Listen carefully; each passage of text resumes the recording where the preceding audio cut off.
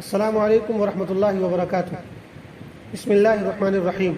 امام بخاری research academy علی گڑھ سے شائع ہونے والے ہفت روزہ الجمعہ میگزین 30 محرم 1445 ہجری مطابق 18 اگست 2023 کے مضامین کی آڈیو ریکارڈنگ پیش خدمت ہے۔ ذکر انبیاء، آخری نبی حضرت محمد صلی اللہ علیہ وسلم، قسط نمبر 44، مولانا محمد فرید حبیب ندوی۔ واقعہ رجی۔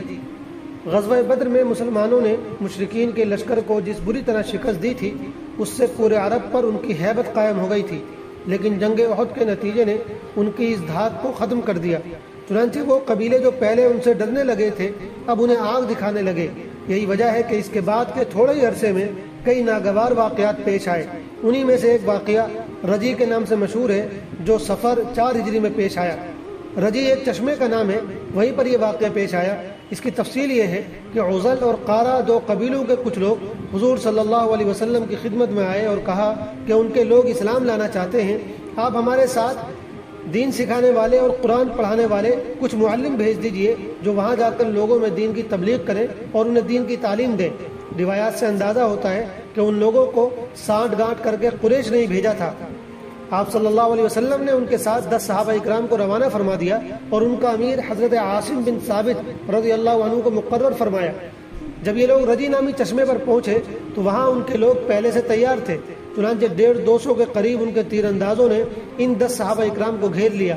مقابلہ کرتے ہوئے 8 صحابہ اکرام یہیں شہید ہو گئے۔ حضرت خبیب اور حضرت زید بن دسنہ گرفتار کر لیے گئے، پھر انہیں قریش کے ہاتھوں بیچ دیا گیا۔ حضرت خبیب نے جنگ بدر میں حارث کو قتل کیا تھا، اس کے بیٹے عقبہ بن حارث نے آپ کو قریش کے سرداروں کے ساتھ مل کر سولی دے دی۔ اسی طرح حضرت زید نے بدر کے دن صفوان کے باپ امیہ کو قتل کیا تھا، صفوان نے اپنے باپ کے بدلے میں آپ کو قتل کر دیا۔ حضرت خبیب نے سولی پر چڑھنے سے پہلے 2 رکعت نماز پڑھی اور چند اشعار کہے۔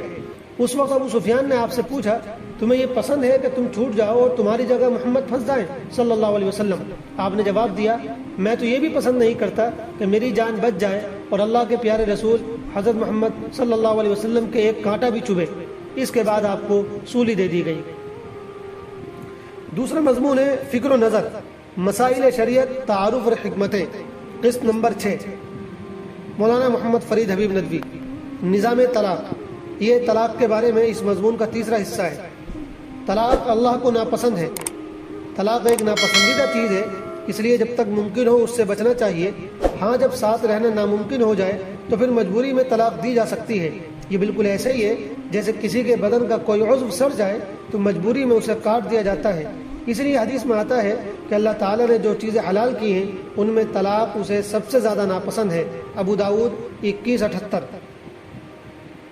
طلاق کا اختیار، شریعت نے طلاق کی باغ ڈور مرد کے ہاتھ میں رکھی ہے، عورت کو طلاق دینے کا اختیار نہیں ہے۔ اسلام کے مخالفین اس پر بڑا اعتراض کرتے ہیں اور واویلا مچاتے ہیں کہ اسلام نے عورتوں کا حق مارا ہے اور ان پر ظلم کیا ہے۔ آئیے غور کرتے ہیں کہ طلاق کا اختیار کسے ہونا چاہیے۔ 3 ہی صورتیں ممکن ہیں۔ نمبر 1، طلاق کا اختیار مرد اور عورت دونوں کو برابر ہو۔ نمبر 2، صرف عورت کو اختیار ہو۔ نمبر 3، صرف مرد کو اختیار ہو۔ پہلی صورت 2 وجہ سے درست نہیں ہو سکتی۔ ایک یہ کہ اس صورت میں دونوں کا اختیار بالکل برابر ہو جائے گا، جبکہ دنیا کے کسی بھی ادارے میں 2 برابر کا اختیار رکھنے والے ذمہ دار نہیں ہوتے۔ خاندان کا ذمہ دار مرد ہوتا ہے تو یہ اختیار بھی اسی کے پاس ہونا چاہیے۔ دوسری وجہ یہ کہ اس صورت میں طلاق کی کثرت ہو جائے گی۔ جب دونوں کے پاس یہ اختیار ہوگا تو آپ اندازہ لگا سکتے ہیں کہ کس کثرت کے ساتھ طلاقیں ہونے لگیں گی، حالانکہ طلاق کوئی پسندیدہ چیز نہیں جس کی کثرت مطلوب ہو۔ دوسری صورت یہ ہے کہ طلاق کا اختیار صرف عورت کو ہو، مرد کو نہ ہو۔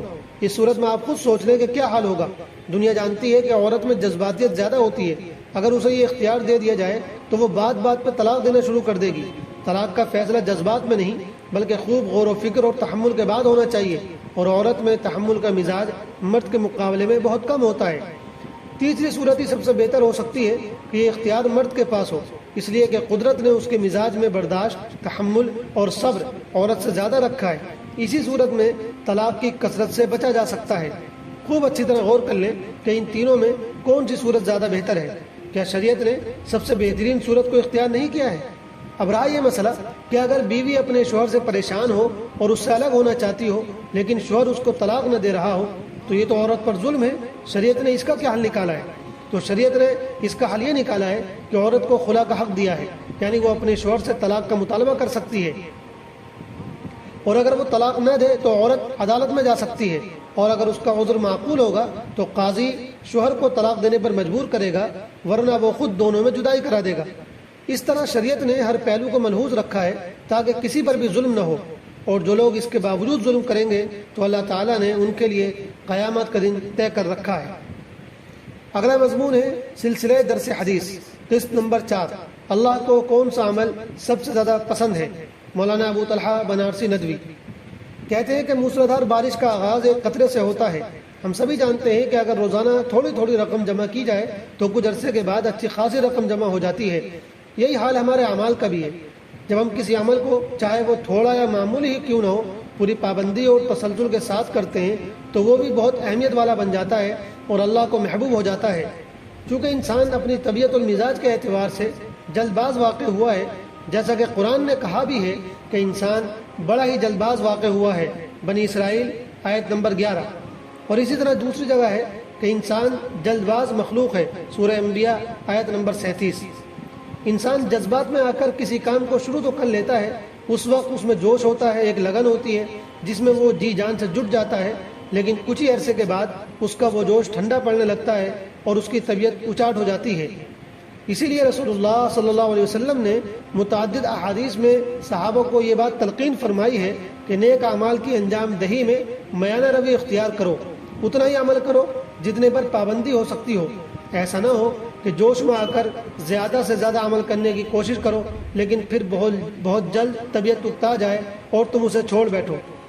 یاد رکھو، وقتی طور پر انجام دیے گئے زیادہ عمل سے بہتر وہ تھوڑا عمل ہے جسے پابندی سے انجام دیا جائے۔ حضرت عائشہ رضی اللہ تعالیٰ عنہ فرماتی ہیں کہ رسول اللہ صلی اللہ علیہ وسلم سے کسی نے دریافت کیا کہ کون سا عمل اللہ کو سب سے زیادہ محبوب ہے؟ اللہ کے رسول صلی اللہ علیہ وسلم نے ارشاد فرمایا، وہ عمل جو مقدار میں اگرچہ کم ہو لیکن جسے خوب پابندی سے انجام دیا جائے۔ صحیح بخاری 64-65۔ ایک دوسری حدیث میں فرمایا کہ اچھے کام کرو لیکن میانہ روی اختیار کرو، اور جان لو کہ کوئی شخص اپنے عمل کی بنیاد پر جنت میں نہیں جائے گا بلکہ اللہ کی رحمت کی بنیاد پر جائے گا، اور اللہ تعالیٰ کے نزدیک سب سے پسندیدہ عمل وہ ہے جسے پابندی سے انجام دیا جائے، خواہ وہ کم ہو۔ بخاری 64-64۔ اس لیے ہم سب کو اس بات کی کوشش کرنی چاہیے کہ جو بھی عمل کریں اس کو پابندی سے کریں، چاہے وہ دیکھنے میں کم ہی کیوں نہ ہو، اور یاد رہے کہ یہ بات نفل عمل کے بارے میں ہے، فرض اور واجب عمل تو پورا انجام دینا ہے۔ مسائل: سورت ملائے بغیر رکوع میں چلا جائے تو کیا کرے؟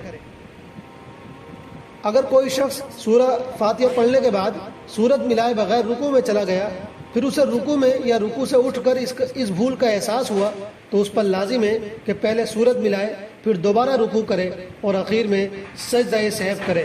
کتاب المسائل جلد نمبر 1 صفحہ نمبر 330۔